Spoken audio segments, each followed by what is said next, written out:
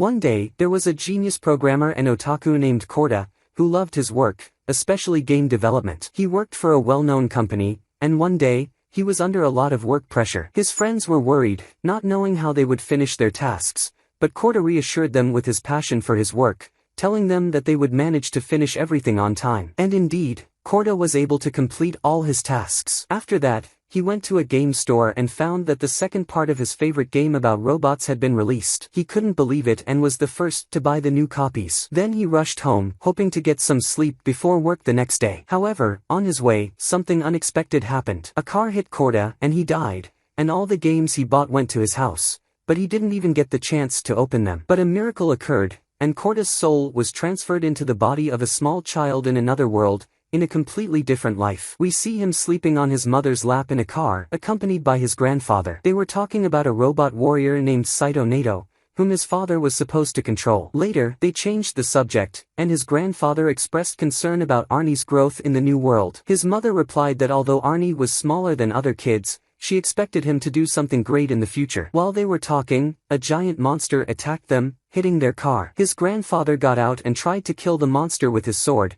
and his mother helped him with magic. Arnie was left alone in the car, but at that moment, another, much bigger monster appeared and destroyed the car Arnie was in. Just then, his father, who was controlling the robot warrior, arrived in time and saved Arnie before the monster could devour him. A battle broke out between the robot and the monster, where the monster breathed fire on the robot, but the robot proved to be incredibly strong, resisting the heat and pushing the monster back. Eventually, the robot pierced the monster's heart with its sword, killing it. Arnie's father, the robot's pilot, got out to check on the family, while Arnie briefly remembered some moments from his previous life, like when he bought the games, but he couldn't fully understand what was happening. All he did was point at the warrior and call it a robot. His father came down and explained that it was called Saito Nato, powered by magic. His grandfather noticed how excited Arnie was about the robot, and told him that he needed to grow up, learn magic, and wield a sword to join the Nato Runner program and ride the Saito Nato. Arnie was thrilled and took the matter seriously, spending the next 3 years studying and learning everything about magic and the Saito Nato,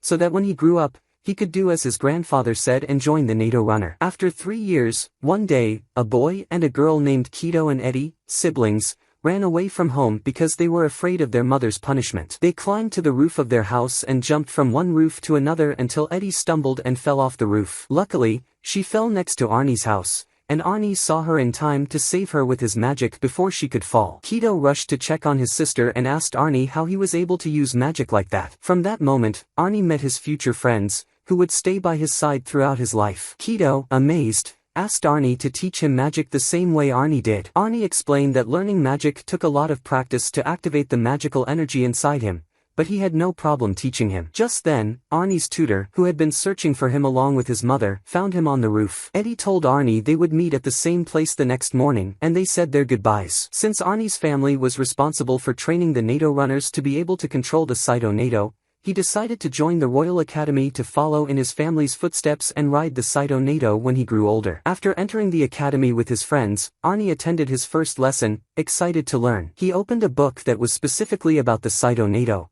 but his teacher said they would first study the basics of magic, since they were still young. Arnie, still excited, told the teacher that he wanted to become a Nato runner quickly and study the specifications of the Saito Nato, but the teacher discouraged him, refusing to teach what he wanted. Arnie left with his friends, feeling down, but they comforted him, telling him not to be upset with his teacher. Arnie then had an idea and told them that he wanted to create his own version of the Saito Nato to learn how to control it, but he first needed to understand its design principles. At that moment, another boy named Pachin came running after a group of bullies who had taken his hammer. Arnie stopped him and asked what was going on. Pachin explained that he wanted his hammer back, but his classmates had taken it because he was slow and had short legs, and they were bullying him. Arnie asked him why he had come to the academy, since he didn't look like a typical student. The boy mocked him and said that he surely hadn't come to the academy to become a Nato runner, because short people like him would never fit the Saito Nato. Arnie, along with Eddie and Kido, decided to help Pachin. They used magic to throw Pachin at the bullies,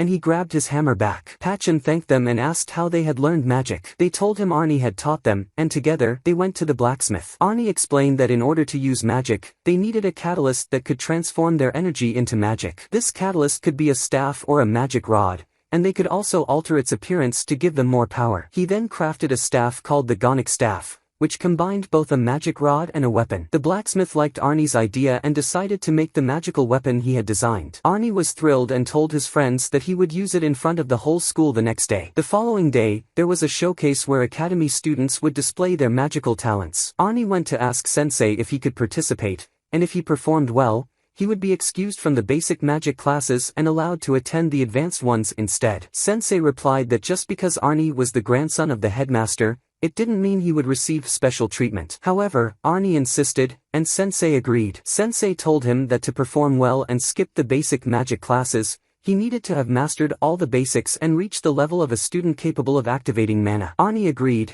and Sensei allowed him to participate. Arnie stood up, took out his weapon, aimed it at the target, and destroyed it. Everyone was amazed, and it was clear that he had mastered all the necessary basics. He got his wish and began attending the more advanced classes with older students. 3 years passed, and Arnie was now 12 years old. He went with Pachin to watch the robot manufacturing process. Pachin asked if Arnie was still planning to create his own Cytonado. Arnie replied affirmatively, and Pachin said that this was extremely difficult, almost impossible, since ever since the creation of the Cytonado, no one had been able to improve or innovate on it. Just then, Eddie and her brother Kido called out to Arnie for their trip. It turned out that the academy had organized a trip for the top students to visit a forest full of small monsters. They would be accompanied by a few Cytonados to protect them. During the trip, a girl named Enai, who was the president of the student council and Eddie and Kido's half-sister, arrived and greeted Arnie, saying that she saw him as a talented and special boy. Eddie and Kido, however, seemed uncomfortable with their older sister's presence. After Enai left, Kido told Arnie that their mother came from a poor family, while Ni's mother came from a rich one, which was why Enai was treated better. Arnie thought of a way to mess with Enai and asked Kido and Eddie what they thought about playing a prank on her that night. Eddie and Kido laughed and thanked Arnie for being with them, regardless of their family's financial background. Later, Arnie went for a walk around the area and saw a Cytonado standing. He was amazed and watched as a man named Edgar, the pilot of the Cytonado, got out. Noticing Arnie's excitement, Edgar offered to show him inside the Cytonado. Arnie agreed without hesitation and ran to climb into it. However, when he tried to operate it, he realized that he was too short and couldn't reach the brakes, just as he had expected. Suddenly, a large number of monsters attacked, and Arnie ran back to the camp. He woke up his friends, and the academy started gathering the younger students in vehicles to take them to safety. The older students stayed behind to fight the monsters using magic and the Cytonados. However, Eddie and Kido noticed that their older sister was fighting off a large number of monsters surrounding her. Worried, they joined Arnie to help her. At that moment, a massive monster called the Behemoth appeared, ringing the alarm bell. They watched from a distance and were shocked when they realized that the monster was incredibly strong. The leader ordered all the Cytonados to stand on the wall and wait for the monster to approach. As soon as it got close, they would strike it with their magical attacks. However, the monster wasn't affected at all and continued its advance towards the wall. All the Cytonados descended, and the leader instructed them to focus on the monster's legs and arms to stop its movement. But the monster was so huge that it crushed all the Cytonados in its path, destroying them. The leader jumped onto the monster's face to strike its eye, but at that moment, the monster breathed a wave of incredibly hot fire, killing the leader and causing the heat to breach the wall. Meanwhile, a boy the leader had sent to deliver a message to another commander in the kingdom arrived, but he was too late, and most of the soldiers had already died. As for Arnie, Kido, Eddie, and a few Cytonados, they managed to defeat all the smaller monsters that had attacked their camp, as they were far from the massive behemoth. Enai went to thank Arnie, Kido, and Eddie for saving her and protecting the other students. She then joined the paramedics to help the injured students. Kido and Eddie told her to rest for a bit, as she had worked hard during the monster attack. Enai assured them that she was fine. Before she left, Arnie told her that he wanted to talk about something. He explained that the forest was supposed to be safe, and it was impossible for the monsters to attack like that. He suspected that a much greater force had taken control of the monsters and made them attack the forest in such a way. At the same time, the boy the leader had sent arrived in the kingdom and informed the senior commander about what had happened in the forest. He was certain that the monster would pass through the forest and head towards the city. The commander and his team were tense because the monster was so powerful that even if they gathered all the Cytonados, they wouldn't be enough to defeat it. One of the men mentioned another problem. There was a group of students currently training in the forest alone. The commander ordered a search party to head into the forest with him to check on the students and confirm the presence of the monster. While Arnie was talking with Enai and his friends, suspecting that a greater power had influenced the monsters, he was interrupted when the massive behemoth attacked them, causing chaos in the entire camp. Ani quickly directed his friends to the vehicles on the northern side of the camp so they could leave the forest immediately. Edgar gathered his team, and they all climbed into their Cytonados. They positioned themselves at a distance from the monster, and Edgar ordered them to attack the monster to distract it, allowing the younger students to escape. Each Cytonado fired from different positions, and the monster was distracted. They got excited, thinking that the monster would retreat, but the behemoth stopped and breathed fire at one of the Cytonados. When his teammate, named Derichi, saw what had happened to his comrade, he panicked and fled with his Cytonado, running away in fear. Edgar tried to stop him, but he couldn't. Derichi continued running, terrified. Then, they saw Arnie. Instead of getting into the vehicle to leave, Arnie flew toward him. He found that Derichi's Cytonado had fallen, and Derichi was devastated, feeling guilty for abandoning his friends to die alone because he was scared and didn't help them. Ani opened the Cytonado, and when he realized that Derichi had fled, he grabbed him and placed him behind, taking control of the Cytonado himself. However, it was clear that Arnie was too short to reach any of the control parts of the Cytonado. But he had prepared for this. He removed some control parts and connected wires to his weapon, and that's when Arnie was able to control the Cytonado's programming. He made a brilliant move, one that only a genius programmer could make, by connecting himself to the Cytonado. Instead of controlling it through the components, he could now issue commands, and the Cytonado would execute them. As soon as Arnie succeeded, he felt a happiness he had never felt before because, for the first time in his life, he had achieved his dream. He had managed to control the Cytonado exactly as he wanted. When he tried it out and gave it commands, the Cytonado followed them. Arnie ran with it, excited, jumping over rocks and water until he reached his friends and saved them from the monster. During this time, Kido and the others were extremely worried about him, wondering where he had gone. Kido suspected that Arnie had gotten into one of the Cytonados and was heading towards the monster. Ni laughed and told them that even if Arnie wanted to do that, he wouldn't be able to, as he was too short. Meanwhile, Edgar and his team were in a dire situation with the monster. His teammate, Helvi, fell from her Cytonado and couldn't move, and the monster was closing in to kill her. At that moment, Arnie appeared, and everyone thought it was Derichi who had returned. Arnie attacked the monster, laughing, and with his first strike, he managed to hit the monster in the eye, completely distracting its vision. Edgar went to help Helvi and ordered Derichi's Cytonado to delay the monster while they helped her. Arnie, thrilled, leapt with the Cytonado, managing to dodge every attack from the monster. He kept running from it, trying to stall it. Arnie noticed that the monster's body couldn't be pierced with any sharp weapon,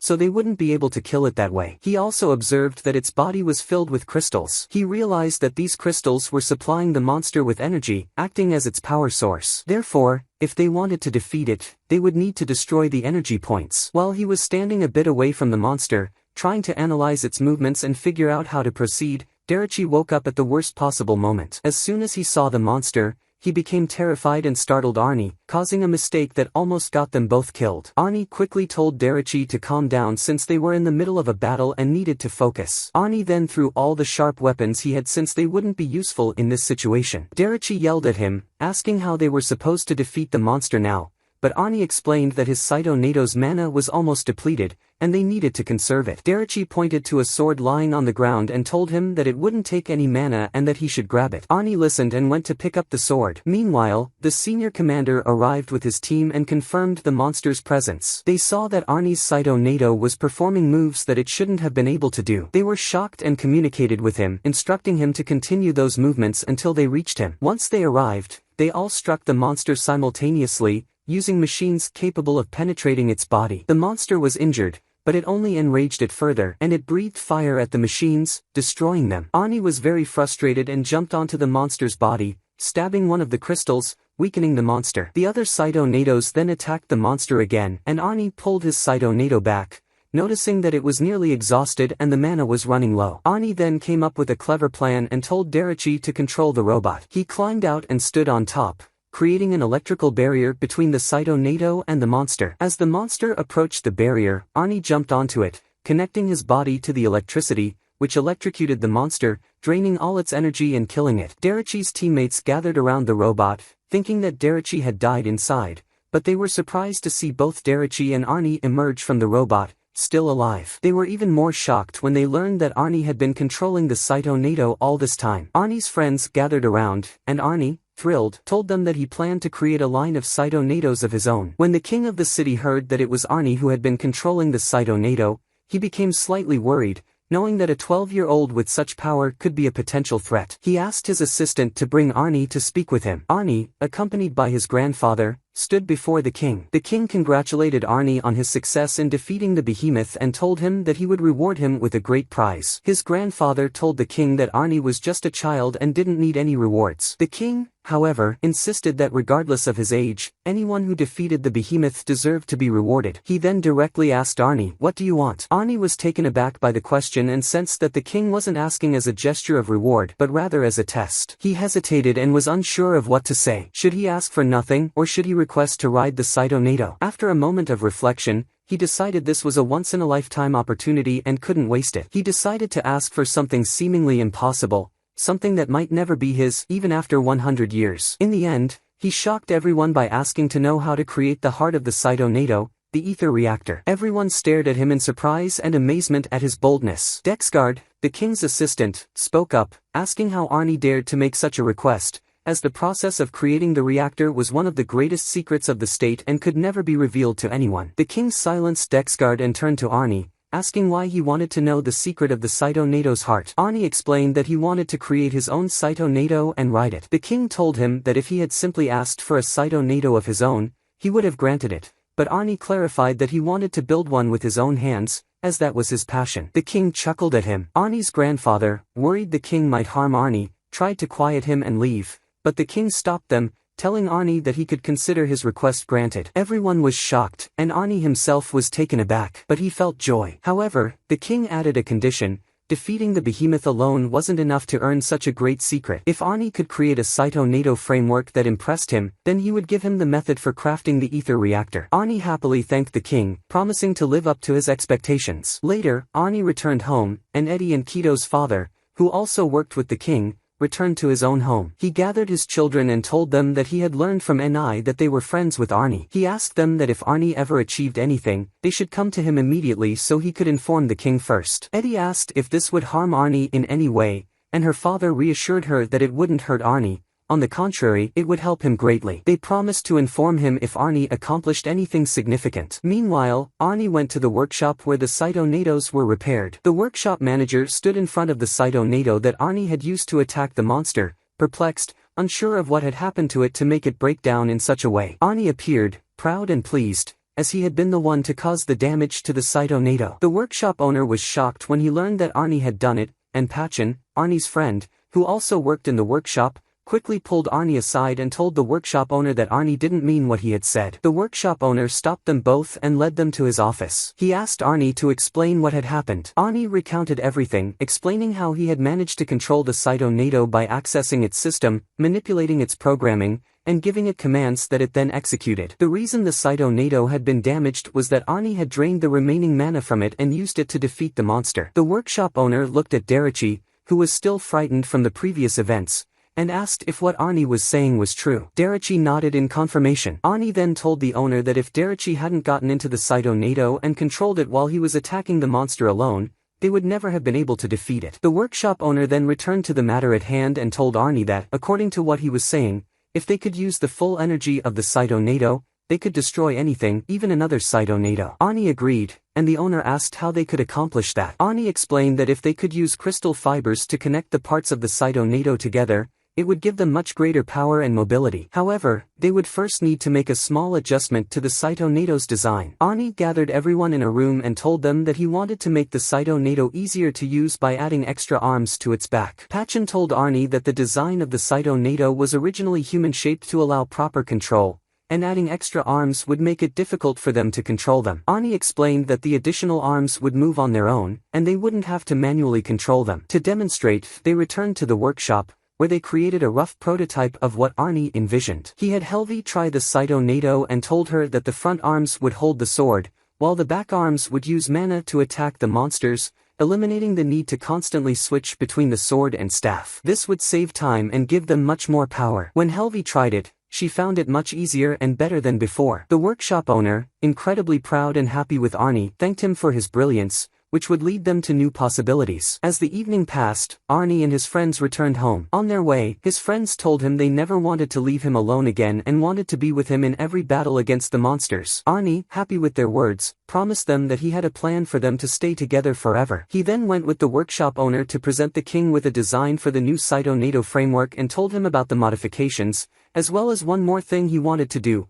shrink the Saito NATO size so it would be faster to produce and also give it greater power and control. The king agreed to the proposal. Arnie returned to the workshop and gathered all his friends at school, telling them that he had received permission from the king to allow them to make the Saito NATO themselves, with Pachin overseeing them. They began working on the design, and in no time, they produced a large batch of small Saito NATOs. Everyone, including Arnie's friends, tried them out and found they could control them easily and loved it. However, Edgar, who was used to the larger Saito NATO, struggled with the smaller version and had difficulty walking and controlling it. He told Arnie that while the Saito NATO was good, he had trouble with the controls, and it consumed too much mana. Arnie assured him he would make adjustments to the Saito NATO later, as it was still in the testing phase. They all then tried the larger Saito NATO with additional arms, and it worked well, providing excellent targeting accuracy, although it was a bit slow due to its massive power. The workshop owner told Arnie that these were just minor adjustments that could be fixed later. The important thing was that the Saito NATO was functioning well, and their design had been a success. The time had come for a test battle, so they decided to pit the old Saito NATO against the new one to see which was stronger. Helvey rode the new Saito NATO, while Edgar rode his old one. Initially, Helvey was much stronger and attacked from a distance, while Edgar's Saito NATO took significant damage as he tried to close the distance. However, Edgar, experienced in combat, used a large amount of mana to accelerate himself and rush towards Helvey, breaking one of the additional arms of her Saito NATO. But Helvey quickly flipped him onto the ground, and with her sword, she was about to destroy his Saito NATO. Suddenly, the new Saito NATO stopped moving as its fuel ran out. The workshop owner and everyone else cheered, happy that the Saito NATO worked. Its only issue now was that it ran out of fuel quickly. They celebrated their success, but Arnie told them that it would still take a lot of time before the Saito NATO was fully ready. Just as he said this, a disguised figure left the workshop and entered a room where 3 people were sitting. The figure reported to the leader that Arnie still hadn't finished the Saito NATO, and it would take more time. At that point, it was unclear who the leader was or what they wanted from Arnie. The next day, they all returned to the workshop to find a solution to the problem of fuel running out too quickly in the new Saito NATO. If it kept draining fuel that fast, they would never be able to use it in future battles. They were unsure of how to solve this at first. To create a new Saito NATO that consumed less energy meant they would have to change the ether reactor, which seemed impossible. Eddie suggested to Arnie that they could change the mana tank's design or modify the Saito NATO itself. Arnie thought it was a good idea and said they could try it later. Then, Arnie and his friends tested the small Saito NATO he had worked on. He told them he had added many new features, including powerful new weapons. They tried them out, including flight and a weapon that could fire multiple shots without running out. Later, the workshop owner called Arnie to show him the modifications they had made to the larger Saito NATO to address the fuel issue. They added a lot of extra crystal fibers to increase control and reduce fuel consumption, but the result was a bulky and unattractive Saito NATO with poor balance. The first solution failed miserably, so they postponed further adjustments, as Arnie had school. During class, as the teacher was explaining, Arnie suddenly had an idea for the new Saito NATO's name and decided to call it Telstal. After school, Arnie went back to the workshop and found his grandfather there, admiring the new Telstal. His grandfather was proud of Arnie and asked if this was the model he was going to present to the king. Arnie replied that the king wanted the best version, and the Telstal still had a lot of potential and modifications to go through. The workshop owner, surprised, couldn't believe there was more to be done on the Telstal. Arnie explained that he had created the Telstal as a template and would design many other versions, better and more appealing, to show the king. His grandfather joked that, at this rate, he might die before seeing the final version of the Saito NATO. The workshop owner said that to make these advanced Saito NATO models, Arnie would need to present them to the laboratory or organization responsible for Saito NATOs, as all of this had to be done under their supervision. Arnie agreed, though he was slightly nervous about how the lab would react to a 12-year-old outdoing them. Eddie and Kido were standing behind them. Eddie told Kido they should inform their father about what Arnie was doing because they couldn't be sure how the lab would respond to Arnie's progress. If their father knew what was going on, he could help, and the lab might gather more information, which would help him gain the king's trust. The next day, they were all in the workshop as usual. Then, Commander Martin arrived from the kingdom with an order from Dexgard, the king's assistant. He wanted to gather all the new Saito NATOs and take them to his camp for testing. They agreed and began preparing the Telstals for transport. Kido stood aside, telling Eddie that something about this situation felt off, and he had a bad feeling about it. Once they arrived at the location, they were attacked by a giant worm. All the Saito-nados gathered to fight the worm, and Arnie helped them. They succeeded in stopping the creature. Meanwhile, Eddie and Kido sat, feeling uneasy. Eddie asked Kido why it was Commander Martin, not their father, who had come and why they took all the telstals they had created. Kido didn't know either, and he wasn't feeling comfortable about it. Just then, the workshop owner came, and they hurried to find Arnie but discovered he was not there. They asked the workshop owner about Arnie,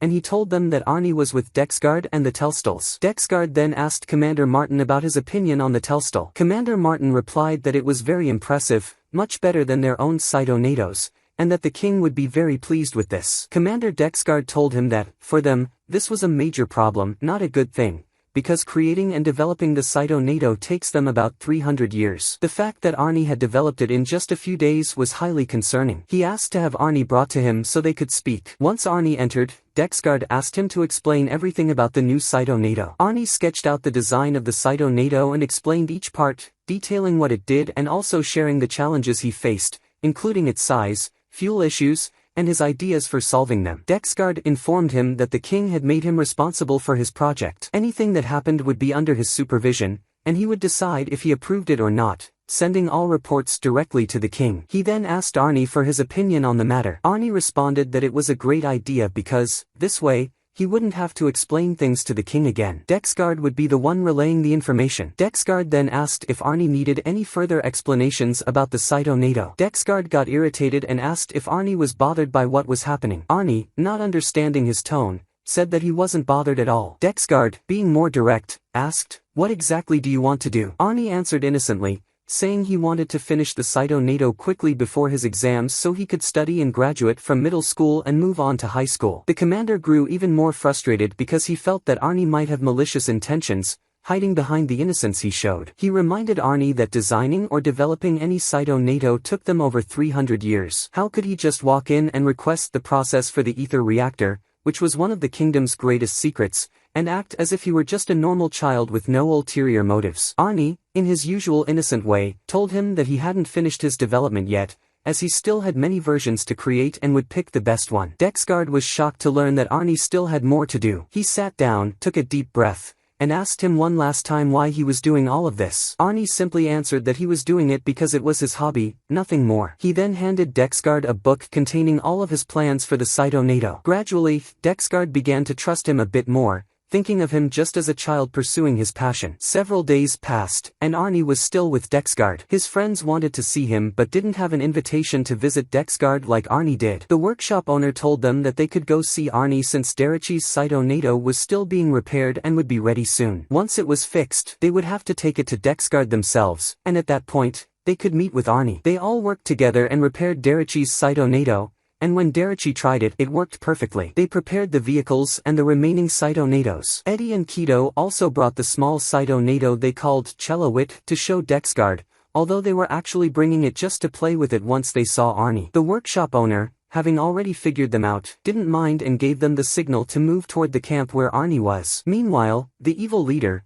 who had sent a spy to the workshop to gather information on Arnie's progress, was inside a Saito-nado she had stolen. Her group was hiding in the vehicles. They arrived at Dexguard's camp, where all the Telstals were kept along with the camp's guards. When the guards saw the Saito-nado approaching, they assumed it was from the workshop and let them in. As soon as they entered, the leader ordered her group to eliminate everyone present and quickly search for the Telstals. They found the Telstals, and she mounted one while the rest of her group rode the other Saito-nados to escape. As they left the camp, they wiped out everyone there. The soldiers tried to prevent them from escaping by locking down the camp, but Dexguard was informed by his assistant that all the Telstals had been stolen from the warehouse. Arnie rushed to take action and get orders from the commander to intervene quickly. Dexguard yelled at him, telling him that he was no longer just a student, but now a key part of the Saito-nado development project and they had to protect him. He then ordered Commander Martin to step in and handle the situation outside. Commander Martin mounted his Saito-nado and rushed to the battlefield. The leader and her group were thrilled with the Telstals, and she told them to pace themselves to conserve mana so they could escape quickly. At that moment, Commander Martin attacked, managing to bring down some of her group. However, she and one of her allies managed to escape outside the camp. They were shocked to find Edgar, Eddie, and Kido blocking their path and couldn't understand why the Telstals were outside at this late hour. They confronted them, and the leader explained that they were just high school students from the academy. When she realized they weren't part of Dexguard's group, she immediately attacked them, assuming they were weak, clueless students. The workshop owner grabbed Pachin, Eddie, and Kido and quickly ran off, leaving Edgar and Derichi to fight the leader. Edgar and Derichi tried to stop her from escaping, and they continued to battle. Eddie and Kido, now wearing the cello-wits, told the workshop owner that they were going to return to help Edgar and Derichi. At that moment, Derichi succeeded in taking down the first Telstol, but the person inside it threw something that blocked his vision. Edgar chased after the leader as she tried to escape. Eddie and Kido caught up with him and offered to help him find the escaped Telstol. Edgar tried to convince them to run for their safety,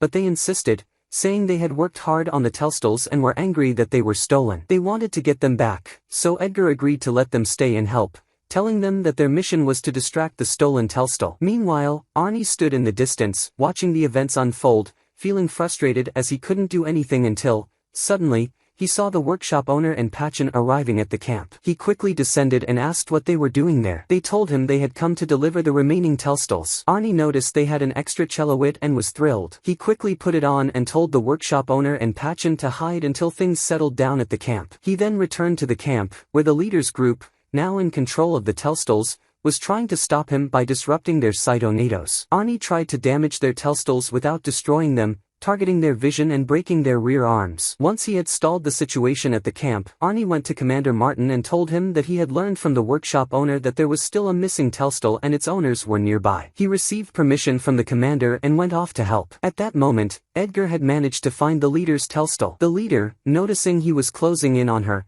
ordered the man with her to circle around and attack Edgar. As soon as Edgar attacked the leader, the man attacked him. But, at that moment, Eddie and Kido distracted him, and he couldn't stop them as they were too fast and small, like birds. The two of them succeeded in distracting him, and they also tried to disable his Telstol. Kido came up with a clever idea, wrapping ropes around trees. However, as he did so, he bumped into one of them, causing his cello-wit to malfunction and fly in random directions. The man inside the Telstol noticed and tried to catch Kido, but he tripped over the ropes and fell into the water. Kido's plan worked by chance, and Eddie praised him for his cleverness. Meanwhile, Edgar was still battling the leader, who displayed remarkable skills and controlled her Telstol expertly. She managed to knock Edgar down and destroy his cytonado before escaping. Just then, Derichi returned after fixing his Telstol, and when he saw Edgar's Telstol on the ground, he panicked, thinking something had happened to him. He quickly ran to check on Edgar, who reassured him that he was fine. Edgar told him that the Telstol had escaped the other way, and they needed to catch up with it quickly. Derichi got ready to pursue the leader, but he, Eddie, and Kido were confronted by a large group of monsters. Eddie and Kido told him that there were too many monsters and that they couldn't handle them with just one Telstol, so they needed to escape. When Derichi heard the word escape, he remembered the time when he fled and left his friends during the behemoth attack. He decided that he wouldn't repeat the same mistake and would fight with all his courage. He ordered Eddie and Kido to take care of Edgar while he fought the monsters. At that moment, Arnie appeared and asked what was happening. They told him that the Telstol had escaped, and the monsters had attacked all at once. Arnie told them they needed to fight the monsters first and then look for the Telstol. Just then, Commander Martin joined them, and they all cooperated to defeat the monsters. They succeeded, and all the monsters were killed without anyone getting hurt. The next day, Commander Martin went to Dexguard and reported that they had found the cursed bait in the forest while fighting the monsters the previous day. Dexguard was shocked and told him that the cursed bait was the cause of the monster attacks, which meant someone was deliberately orchestrating these attacks. If they could reach the location of the missing Telstol, they would find out who was behind everything. Later, everyone who had participated in the battle against the monsters and the stolen Telstol gathered before the king. The king honored them and told them that they needed to work more secretly and form a team. He announced that the team would be led by Arnie and named it the Silver Phoenix Team. Arnie and his friends finally returned to their city, and on the way, Arnie fell asleep and dreamed of the games he had bought before his death. He woke up to Kido's voice, telling him they were about to reach the city. During their journey, they discussed how all the Telstols were now at the greatest knight's laboratory in the city, the Cytonado Knights Lab. At the lab, their leader was shouting at the knights because they couldn't figure out how the new Telstol worked. He was confused that a young boy like Arnie could create the Telstol in just a few days, while the greatest knights in the kingdom couldn't even analyze it. At that moment, Commander Oliver arrived, hearing the shouting from Commander Jazika. Commander Jazika asked Oliver what he was doing there. Oliver replied that he was there to see the new Saito NATO and liked to tease Jazika about how his methods worked. Jazika replied that he was busy and wouldn't be able to explain how the telstol worked. He walked off, but Oliver stood in front of the telstol, amazed by what he saw. He thought to himself that it had been 100 years since he had seen such advancement. Oliver noted that the king would be harsh with them soon, pushing them to create more competition and work harder. Meanwhile, Jazika was fuming about Arnie,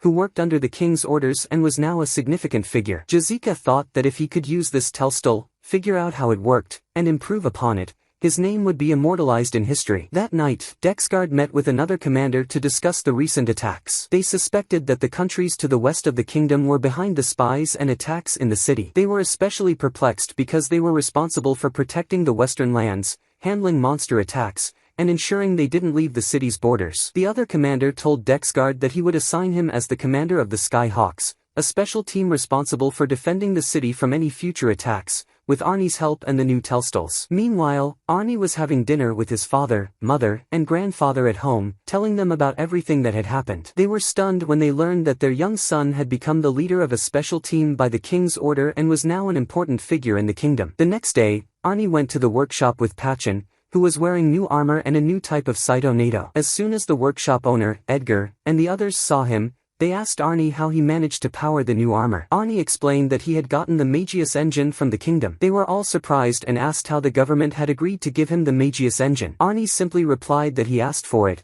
and they gave it to him without any compensation. The workshop owner noted that the Magius engine was as important as the ether reactor, and it wasn't something that could just be given away. Arnie assured them that the government had no problem with it. The workshop owner was happy and said that this would make their work much easier. Just then, Eddie and Kido came running to Arnie, telling him that their telstols had returned from the commander, along with a message from the king. They all gathered around as Arnie opened the message, which said that the king wanted a battle between their telstol and the developed Saito NATO from the lab. Everyone got excited, and Arnie told them that they needed to make some improvements to the telstol before the battle. Given what happened at Dexguard's camp, they needed to focus on improving the telstol's speed. Days passed, and Arnie worked on improving the telstol. They gathered all the students, and everyone worked hard. The workshop owner threatened the students, saying that if they didn't work properly, he would report them to the king. Edgar joked with the owner and reassured the students, telling them the king had given them many privileges and that they could miss school as long as they worked in the workshop. For the students, working in the workshop for 100 hours felt like only 1 hour in school. Afterward, Arnie met a girl named Nora,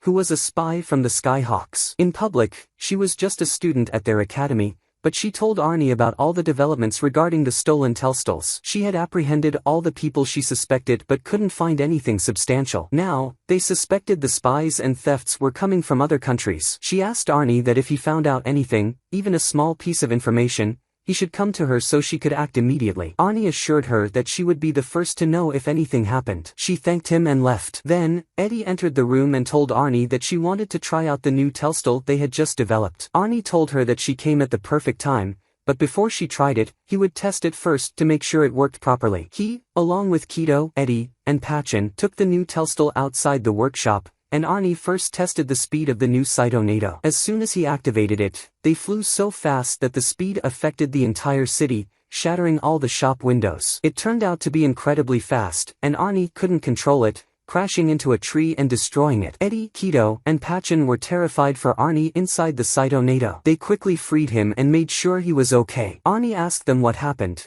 and they explained that the Saito NATO drained all its mana at once, making it too fast to control. Arnie realized they needed to work more on the telstol. They couldn't use it in this state and needed to find a solution quickly. Pachin pointed out that their biggest problem was that they had destroyed the telstol, and the workshop owner would be furious with them. Arnie told them not to worry, but they needed to check the second version of the telstol. When they returned to the workshop, they found the new version was finished, and it turned out to be a Saito NATO shaped like a beast, meant for 2 riders instead of 1, and supposed to be incredibly fast. There was also a second version of the Saito NATO, shaped like a knight, in a horse stance. Everyone was shocked by the development they had achieved. Arnie told Edgar that he had added a new feature to the beast-shaped Saito NATO. It could only be powered with a key, so if the key was missing, the telestal couldn't be activated, preventing it from being stolen again, like last time. The workshop owner said they only had 3 days before the battle and needed to finalize everything before time ran out. When the 3 days passed and the time for the battle arrived, the king and many people from the kingdom attended. The king asked Commander Oliver and Commander Jazika to present their developed Saito NATO first. Commander Jazika spoke enthusiastically, saying their version was an upgraded telestal with 2 rear arms, more energy efficient, using 30% less power. Everyone was amazed, as this was a significant improvement. But when the king asked Arnie to bring his telestal, they were shocked to see a massive Saito NATO pulling another beast-shaped telestal, running at incredible speed. From the beast-shaped Saito NATO, all the new and developed versions of the Saito NATO were released. Everyone stood in awe and shock at what Arnie had done with the Saito NATO. Even the knights in the lab got excited and thought to themselves that this wouldn't be just a simple exhibition match between some academy students. They were now preparing for a much more thrilling fight. The king, sitting eagerly, couldn't wait for the match to begin, more excited than anyone else. On the battlefield, the lab's team stood against Arnie's team. There were 6 Saito NATOs from the lab against 4 of Arnie's upgraded versions. Arnie and Edgar began to plan their attack strategy and decided which Saito NATO to start with. As soon as the battle began, Arnie mounted the fast Saito NATO, excited, and charged toward the lab team, with 3 of their Saito NATOs attacking him. However, they were shocked when Arnie's fast Saito NATO stopped running and started flying, something never seen before in the history of Saito NATOs. Not only was it flying, but it was also incredibly fast, dodging all the mana spells thrown at it. Edgar and Darichi then attacked with precision. Edgar shot an arrow tied with a thread from his Saito NATO to one of the lab's knights, causing the knight to be electrocuted and immobilized. Meanwhile, the knight riding the horse-shaped Saito NATO, with Eddie and Kido riding it, managed to land a hit and started chasing them. Eddie and Kido's Saito NATO tried to dodge the attacks from the lab's Saito NATO. Arnie decided to fall back a bit as his mana level dropped to 20%, a significant reduction. He needed a rest to recover his mana. The king, sitting calmly, observed the battle, thinking to himself that the lab's Saito NATO was stable and controlled, while Arnie's Saito NATO was wild and unpredictable like a horse, with no clear direction. He couldn't predict who would win, as the lab's knights had more experience and were able to control their Saito NATOs more effectively. However, Arnie and his team had much stronger Saito NATOs with greater potential, which threw off the lab's knights. In the midst of the battle, Eddie and Kido regained control of their Saito NATO and quickly went on the offensive. Eddie attacked the first Saito NATO knight, followed by the second and third, taking them all down. Edgar and Darichi joined in, taking out the other 2 knights. Only the commander of the knights remained, ready to attack Eddie and Kido's Saito NATO. But they forgot that Arnie was still in the fight. Using the last bit of mana in his Saito NATO, Arnie flew through the air, dodging all the mana attacks from the commander's Saito NATO. He landed and took down the commander, but then the king stood up and stopped the fight, declaring it a draw between the teams. Both sides were happy with the fair result. One of the lab's commanders congratulated Edgar, saying that if their mana hadn't run out, they would have won. Edgar replied that the problem wasn't the mana, but the lack of experience compared to the lab's knights. At that moment, Commander Jazika, furious at Arnie, rushed to him and asked how the knight on the horse could move so fast or how 2 people could even ride the beast-shaped Saito NATO. Arnie was thrilled that someone had finally asked him about the details. He explained everything to Commander Jazika, who listened carefully. Arnie mentioned that once he was done, he would send all his designs to the lab. Jazika was excited and thought to himself that he hadn't felt this passionate about Saito NATOs in years. He thanked Arnie for reigniting that passion. Meanwhile, the king went to Commander Oliver and told him that everything Arnie had made was excellent and would revolutionize Saito NATOs, but there were still many things missing, like experience and a few weaknesses. The king asked Oliver to handle these issues when Arnie sent his designs to the lab. A while after the battle, Arnie sent all his designs to the lab, which made adjustments and produced large quantities. Arnie began working on even more Saito NATO models. Time passed, and the king decided to gather his son and grandson, Prince Amaris, telling them that he had decided to step down from the throne and pass it to his son. He told his grandson, Prince Amaris, to prepare to rule after him. Arnie, Kido, Eddie, and Pachin graduated from middle school, incredibly happy to have graduated without attending any classes, thanks to the king's privileges, which allowed them to skip school and work in the workshop. After they took their break, Arnie received a message from the king asking him to come meet him. When they arrived, they met Prince Amaris, who greeted Arnie warmly and sat with him. His grandfather then told Arnie that he wanted him to make a special Saito NATO for him. Arnie replied that he already had a very special Saito NATO made just for him. The king, after resigning from the throne, told Arnie that he wanted a new Saito NATO for himself, something unique and made by Arnie. Prince Amaris also joined in, insisting he wanted one too, and Arnie was excited to help them both. He asked them what kind of Saito Nado they wanted and what specifications they had in mind. Prince Amaris said that the most important thing he wanted was strength, then strength, and more strength. Arnie assured him he understood and would make exactly what he wanted. He then asked the king what he wanted for his own Saito Nado. The king told Arnie to make it based on his instincts and create something suitable for both of them,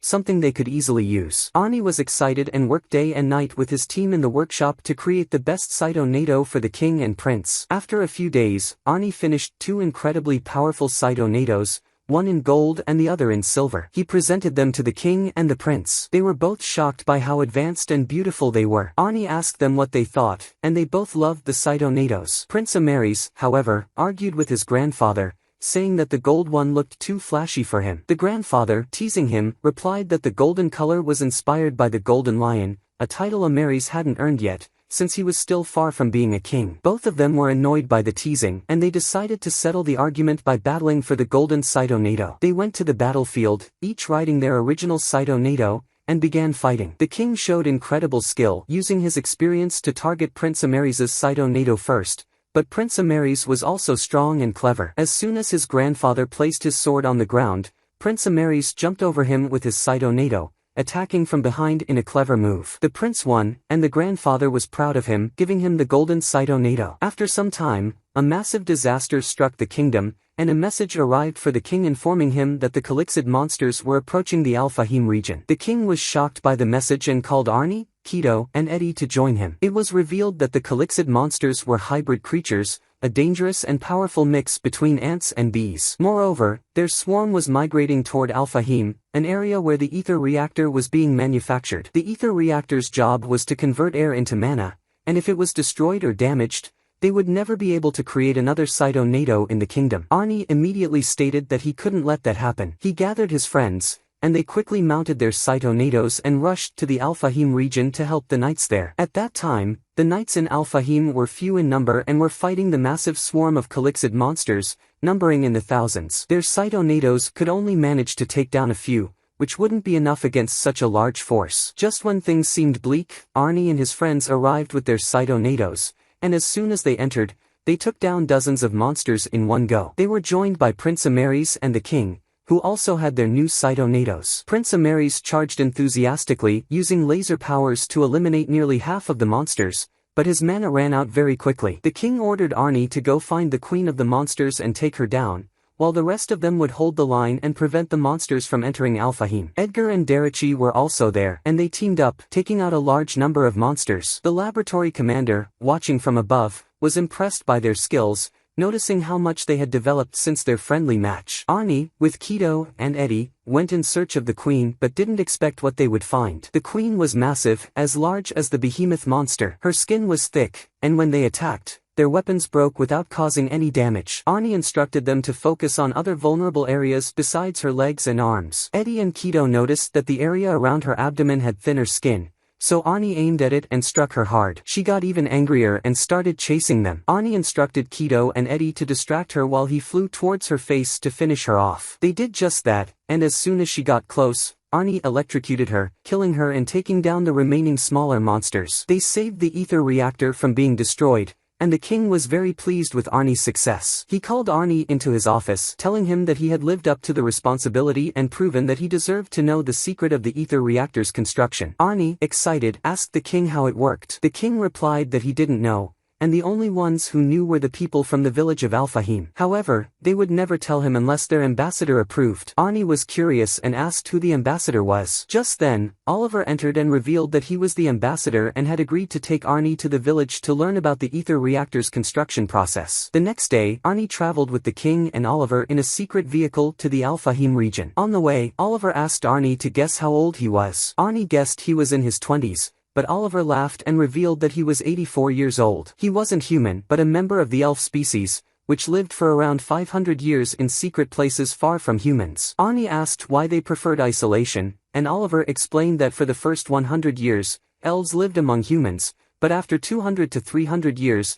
they lost the desire to interact with others and preferred to isolate themselves. Oliver also warned Arnie to be careful because even if he learned the process, creating the reactor wasn't easy. Arnie was determined, telling him that he would keep trying until he understood how to create it himself. The king chuckled at Arnie's enthusiasm and said they had arrived. The city was beautiful and mesmerizing. After walking through the city, Oliver took them to meet Princess Kitli, who was lying down, very lazy. The king explained that they had come to learn the secret of the reactor, but the princess told them that not just anyone could know how it worked. The king insisted that Arnie was not like anyone else and explained all the achievements Arnie had made. The princess agreed to reveal the secret to them, as the king requested, and took them to another elf to explain everything. The elf explained that the ether reactor was originally based on the heart of a living creature. Over time, they had developed it into a crystal that could convert air into mana. To create this, they needed two things: blood and a special script. Arnie was surprised and asked what kind of blood they used. The elf explained that initially they used the blood of living creatures,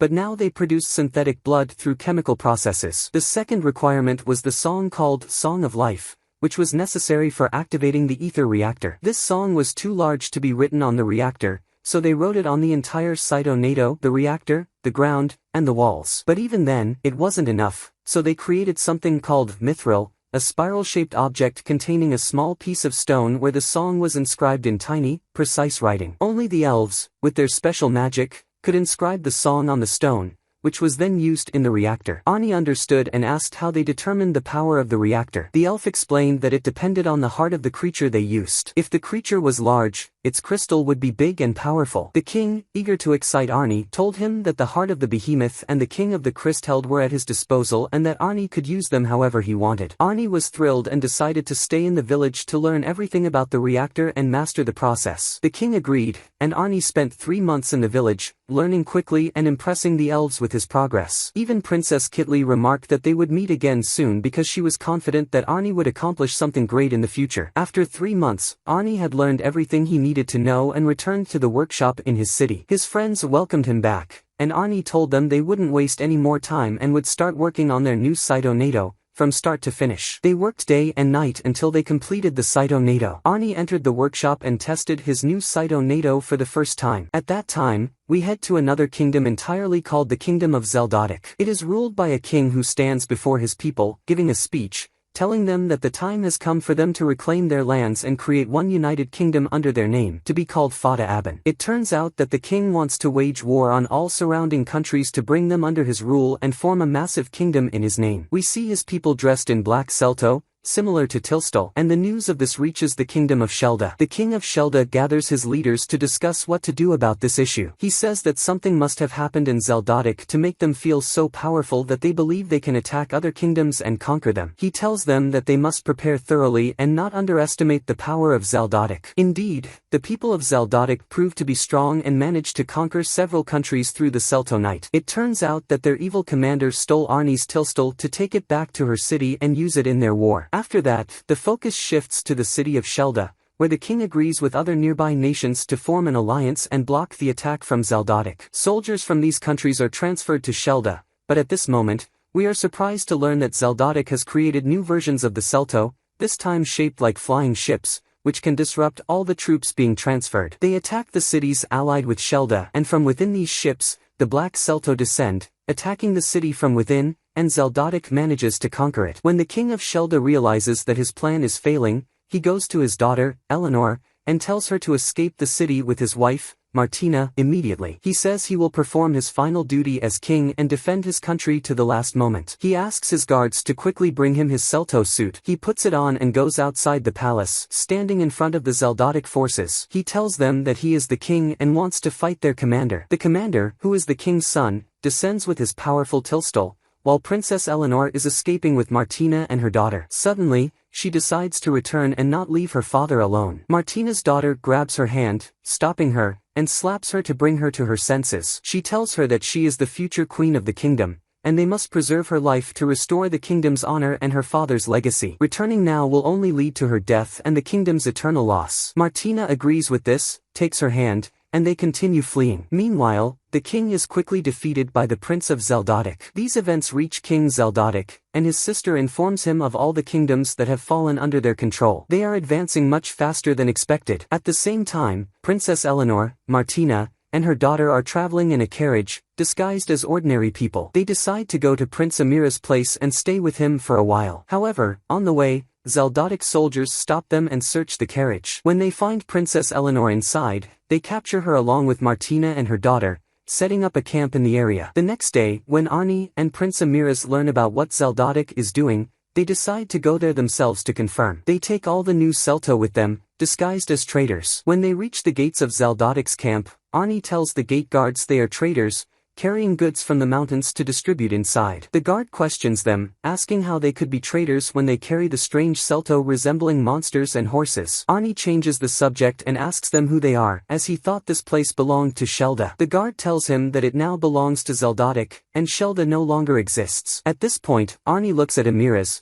who signals to everyone to mount their Celto. Within minutes, the new Celto destroys all the tilstals of the guards in the Zeldotic camp because the Celto has become much stronger, especially Arnie's version, which can split any Celto in half just by the sword's touch. After the battle ends, everyone gathers around the tilstal of Zeldotic, and they realize that their tilstals were stolen and identical copies were made. They are extremely frustrated and confirm that the rumors they heard were true. Meanwhile, rumors spread in Zeldotic about a strong boy riding mechanical beasts, called the Soul Reaper. He becomes a wanted figure and they want to uncover his identity. At this time, we find Princess Eleanor captured and locked in the room of the Prince of Zeldotic. He threatens her, telling her he will marry her by force, as his aunt desires. He then leaves the room, speaking with the general, saying he needs to find the Soul Reaper quickly before he marries Eleanor. We see Nora, disguised as a servant, overhearing their conversation. She is actually a spy for Arnie in Zeldotic's palace. The general tells the prince that they should leave this matter to him,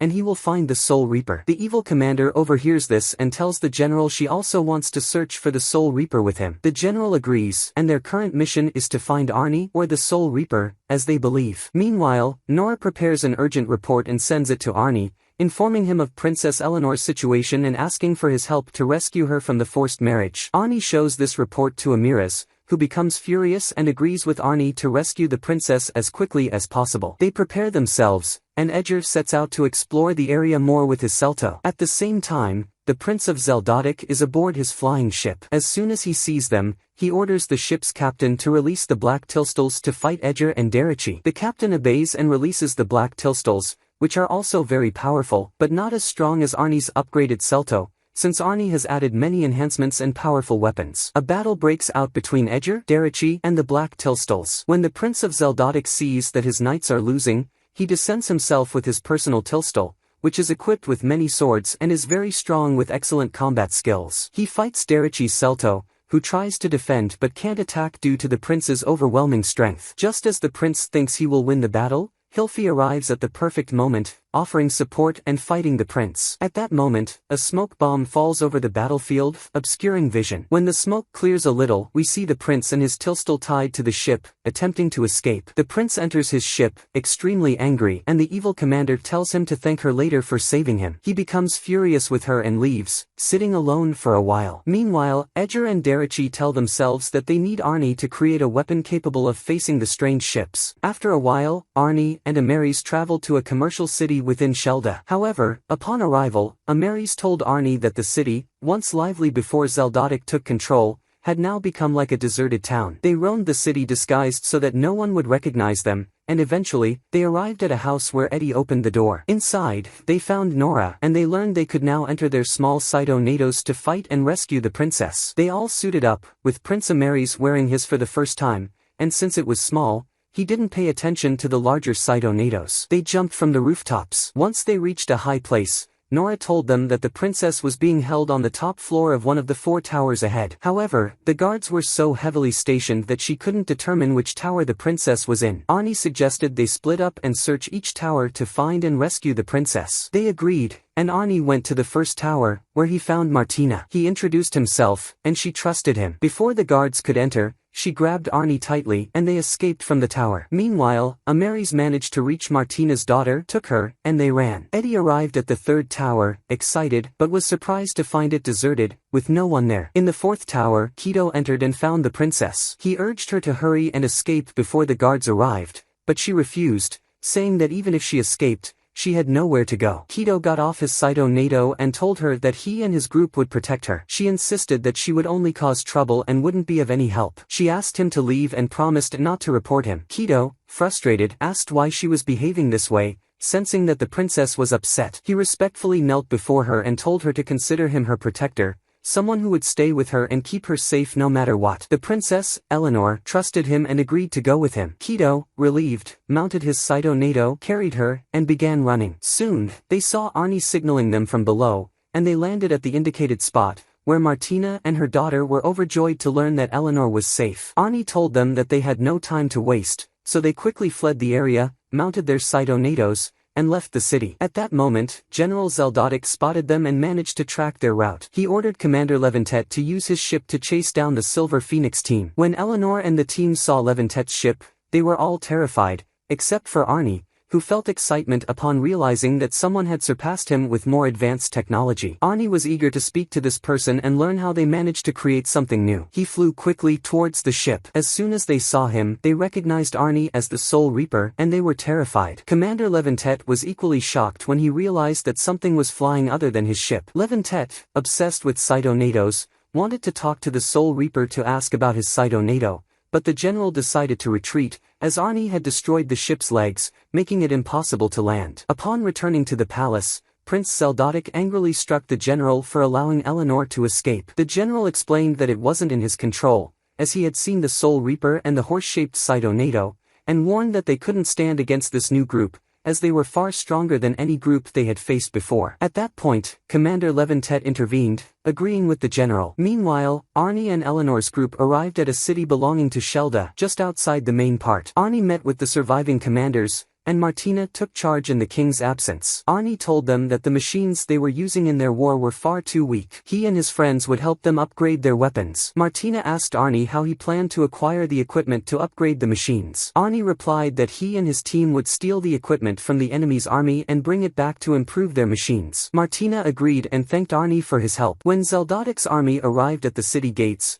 all the guards lined the city walls and used the newly upgraded machines to fire at Zeldotic's soldiers from a distance. The enemy quickly retreated because they couldn't attack from such a distance. The people of Shelda rejoiced, as they had finally managed to overcome Zeldotic's army. They shared the good news with Arnie. Arnie was excited and asked his friends to continue working on the machines to prepare for any future battles. Meanwhile, Amaris went to talk with Martina and her daughter, asking if Eleanor was the one to inherit the throne after her father. Martina confirmed that, as the rest of Eleanor's family was deceased, she was the only heir. Amaris told them that Eleanor wasn't ready to rule due to her emotional state and lack of strength in her character. Martina responded that there was no one else who could take the throne right now. Amaris then approached Arnie and suggested that they help Eleanor become capable of ruling in the future. Arnie gathered his friends, and they brainstormed ideas on how to help Eleanor, but most of their suggestions failed. Finally, Eddie proposed that they make the princess feel safe and help her integrate with them. Over time, her emotional state would improve, and they could teach her everything she needed to know. They agreed that Kido would be the best person to start with, as the princess trusted him after she escaped with him. Kido agreed and went to the princess's room. As soon as he entered, the princess knew he was there to convince her to take the throne. Kido told her he was there to boost her morale. She responded by saying that she didn't see how her morale could improve while her people were dying outside. Kido gently took her hand and told her that they were leaving the depressing room because she was not a trapped princess. He took her to see the workshop and introduced her to everyone. He also took her to the market to change the scenery. Later, they went to a high place to watch the sunset. She thanked him for improving her mood, and they returned to the palace. At that moment, we see the sister of King Zeldotic with the evil commander, telling her that if she could bring Eleanor back, she would give her everything she wanted. The evil commander agreed and told her team to prepare to go retrieve Eleanor. That night, one of the soldiers entered the princess's room with a knife. As soon as he lifted the covers, he found that the princess was gone. However, Kido, who was behind him, quickly dealt with him. Arnie and his team had anticipated that an attack might occur, but they didn't know when. The evil commander had her goons break into the area and steal everything, but they couldn't operate the Saito Nato because Arnie had installed a feature that only allowed it to be operated with a key. They managed to capture the goons, and Edgar took his revenge on the evil commander, killing her. They were able to rescue the princess. The next day, the princess thanked them for their help. After the failure of the evil commander, Prince Seldotic became extremely angry at his aunt and told her that he would no longer rely on her for anything. He would take matters into his own hands and bring back Eleanor himself. He decided to take his entire army in all the ships to the city where Eleanor was held, conquer it, and bring her back by force. He immediately prepared the army and they set off toward the city, hovering above it. They were puzzled by the quietness of the city and the lack of any reaction or resistance from inside. The commander decided to initiate the attack, but just before giving the signal, they were surprised by missiles being fired at them. Below, Ani ordered his friends to equip the missiles into their cytonados and continuously fire at the enemy's ships. Several ships were destroyed. The commander ordered his soldiers to deploy the black cytonados immediately. A soldier warned him that the distance was too great,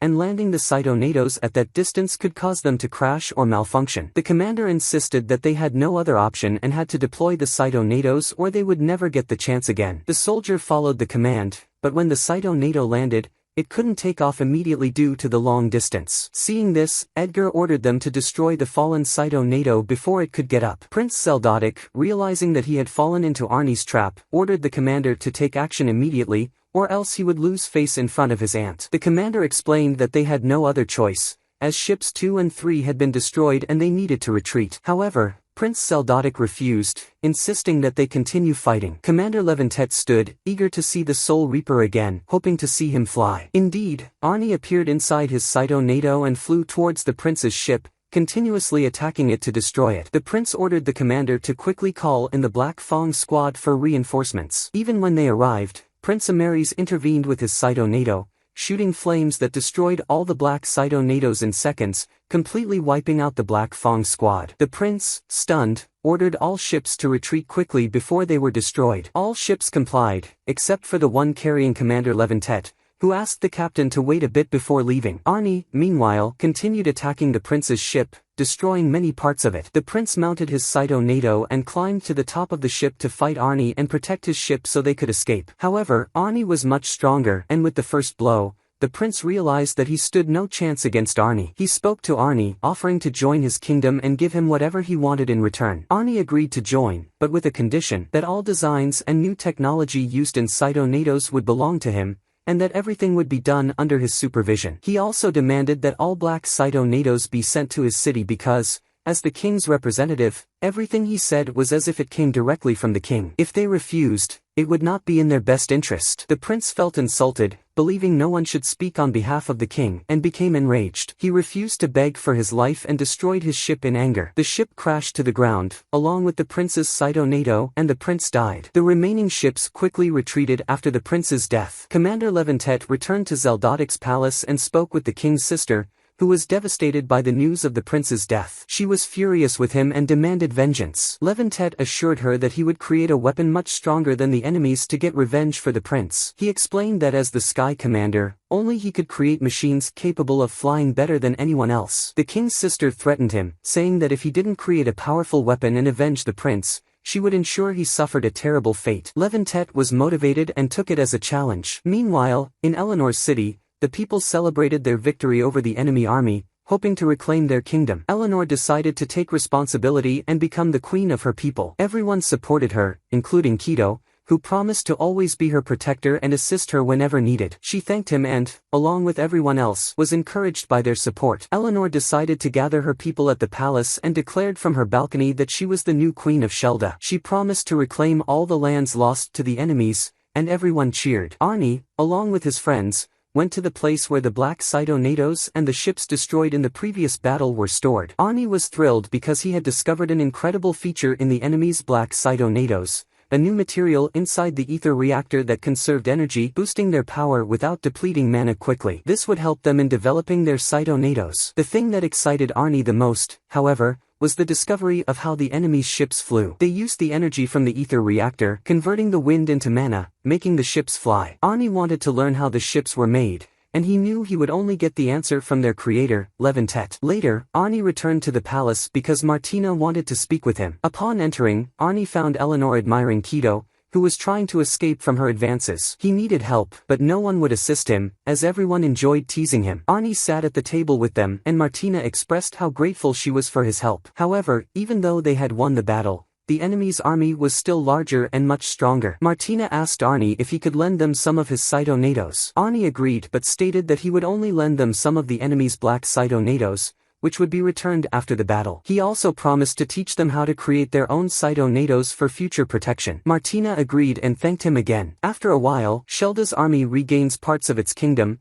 and they are overjoyed with their progress. During their celebration, they spot something flying in the distance. They initially think it's Levantite's ship, but when it gets closer, they realize it's not. It's a massive flying monster heading toward them. Meanwhile, Arnie, flying with his Celto, realizes that Commander Levantite has built another ship, this time in the shape of a dragon. It is incredibly powerful. The ship unleashes flames and attacks Arnie and his companions. The entire city is engulfed in flames in seconds, revealing that Levantite is not joking this time and has indeed built something far more powerful than Arnie's Celto. The general is inside and is furious with Arnie. He tells himself that he will do whatever it takes to eliminate Arnie, avenge the prince's death, and take back everything Shelda Kingdom lost. Meanwhile, Arnie is trying to escape from the dragon chasing him, while also trying to figure out how the dragon works and how it fights. He realizes that the dragon is covered with numerous Celto devices. He also notices that the ship shaped like a dragon is very powerful and accurate in its targeting when shooting at close range,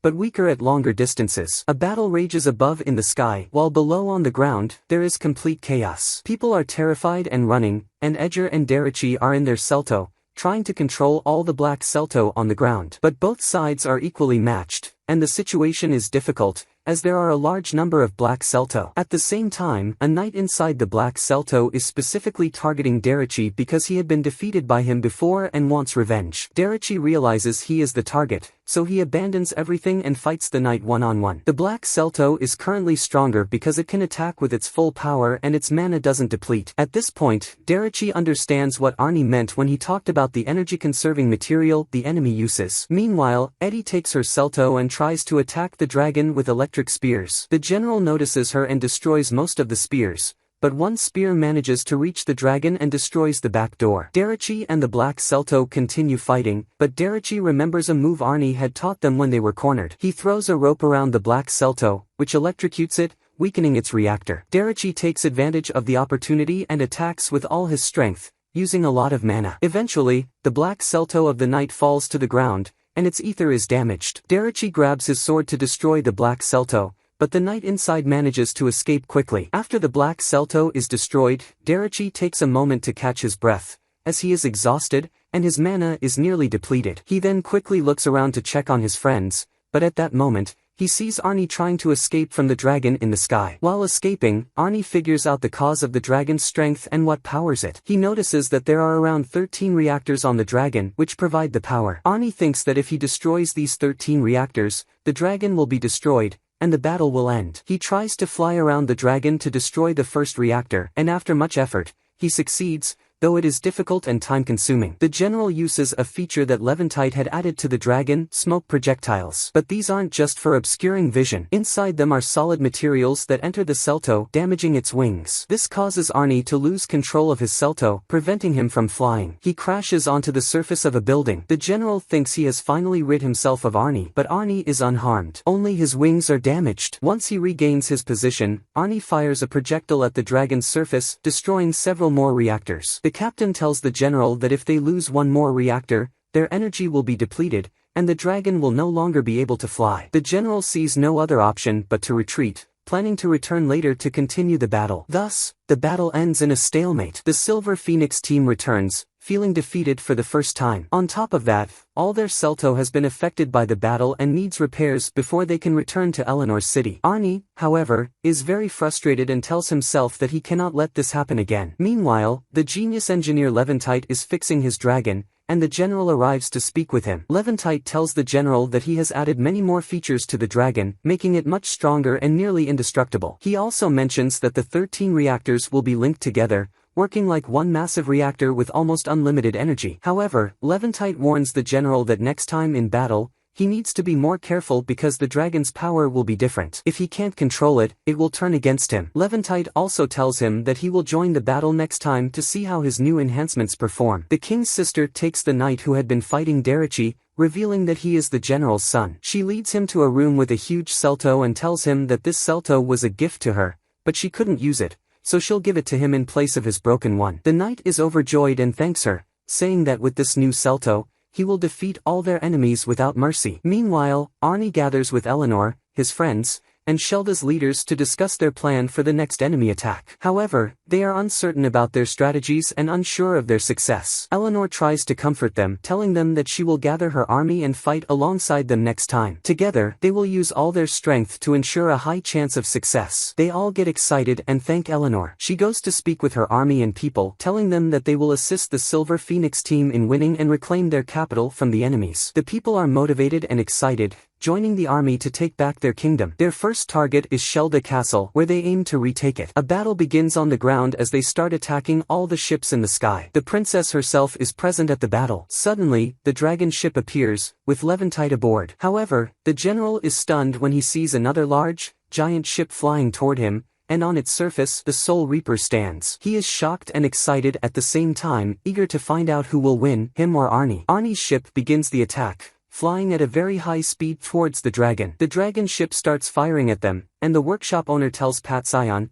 who is piloting the ship, to veer sharply and fly above the clouds. The dragon follows them and also ascends into the clouds. At that moment, they all celebrate, saying they've taken the bait. Arnie's ship fires projectiles at the dragon ship, and the general orders to destroy these projectiles before they hit. Once they are destroyed, oil leaks out and lands on the ship, confusing everyone as they don't understand what fell on their ship. Arnie then sets the ship on fire, and it burns completely. Levantite laughs loudly, clearly impressed with Arnie's thinking. But to him, the battle isn't over yet because he is also smart and has planned for any eventuality. He tells the general that if he were in his position, he would use the maximum power and activate the new feature he calls Blood Curse Power. The general listens to him and activates the feature. Suddenly, the dragon begins functioning as if it were a real dragon. The ether reactor pulses, and the dragon's size increases to 5 times its original size. Everyone is stunned and terrified, even Arnie, who finds that his long-range attacks are ineffective against the dragon. The battle becomes much more difficult. Even on the ground, the general's son's new Celto is stronger than any Celto they are wearing, preventing them from taking control of Shelda Castle. However, Arnie, showing his intelligence, realizes that the dragon hasn't actually grown. Instead, it has been surrounded by a barrier that has made it appear larger. He decides to take a risk and breach this barrier to destroy the dragon from within. He flies at high speed, avoiding any obstacles, and manages to break through the barrier. The general attempts to destroy Arnie's Celto with the projectiles he launches, but Arnie evades them all. Meanwhile, Darachi and the general's son are trying to deal with a knight preventing them from entering the castle. The knight is strong and is able to hold them off. Darachi calls on his friends for help, and they plan to immobilize the knight. They succeed in doing so, and Amiras joins the fight, using his Celto and his fiery attacks to destroy the knight's black Celto. This allows them to finally enter the castle, marking the beginning of their victory. Meanwhile, Arnie manages to strike the dragon from the inside randomly until he hits something that damages the barrier, causing the dragon to shrink back to its original size. The dragon appears severely damaged, and the general declares that he might sacrifice his life, but he will never let them win. He pilots the dragon at top speed toward the princess to kill her, and then he abandons the ship, letting it move on its own, while he mounts his Celto and flies towards Arnie's ship to stop it. At the same time, Kido asks the workshop owner to steer their ship closer to the general's Celto. Kido then wears his Celto and boards the dragon ship, attacking the general. He manages to defeat him, and Arnie, with Kido's help, changes the direction of the ship. Together, they destroy the dragon, winning the battle. The shock from the defeat causes the king's sister to take her own life, and the king falls into a state of shock. Shelda Kingdom becomes stronger than ever, rebuilding from scratch. Arnie and his friends decide to return to their city after spending so much time in Shelda to rest for a while. They gather their belongings and load them onto the ship. Queen Eleanor herself, along with her people, comes to bid farewell to Arnie and his friends, thanking them for everything, especially Kido. They board the ship, and within days, they arrive in their city. The king honors them again, thanking them for their bravery, particularly Arnie, who gave the king's grandson, who had no real purpose in life, the honor of being mentioned in the future. Everyone laughs. They return to the workshop, and Arnie keeps discussing things he wants to do with the Celto. His friends grow tired of him and leave to rest. However, because of Arnie, a new age begins with completely new technology, known as the Age of Flying Ships. Everything changes and develops as Arnie had hoped, and in the end, he manages to achieve his dream.